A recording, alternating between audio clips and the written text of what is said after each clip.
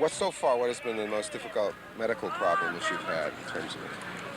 Well, we've seen, a whole variety of stuff, and initially the communications really weren't very good with getting people out of here down to the hospital, but since we got the hospital set up and, getting people evacuated as need be, things are much smoother.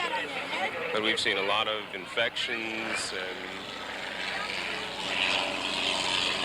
we're set up, for things like kids freaking out. I mean, that's easy. But when it comes to, like, real medical stuff, we can, do simple emergencies, but we can't do any prolonged type of thing, and we have to get people out of here.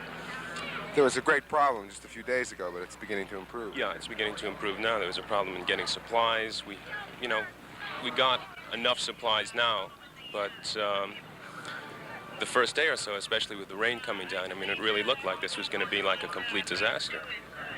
But things are really working. A lot of people are helping out. Yeah, lots of people have just, come up and, offered to help. And we've got, guys from, there's a couple of medics from the Army and Navy, who are here. They're working, and, a lot of nurses and, people, with all sorts of training and no training who come around. What kind of, like, there are going to be a lot of people right here now that are going to be watching this. What kind of advice would you give people in terms of being careful about things and stuff like that just would see this, just in terms of what are some of the complaints about drinking, I don't know, drinking water or whatever, Well, one really common thing is that we must have seen about 300 cases of kids who come in with cuts on their legs. And, this area here is a pretty crummy place to go around barefoot.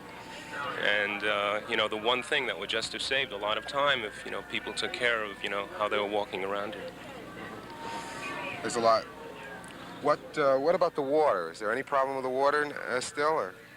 Well, there's a lot of chlorine in the water, and a lot of people have been very sensitive to that amount of chlorine. We've gotten a lot of upset stomachs because of it.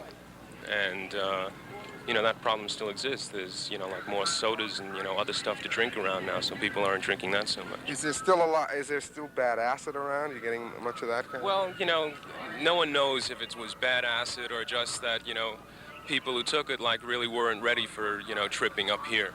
Because there's, like, this thing going around that, an announcement was made that the acid that was a lot of people are taking had poison in it. And, anyone who's having, a little bit of a rough time with an acid trip, all of a sudden hears, it's poison, they're going to freak out.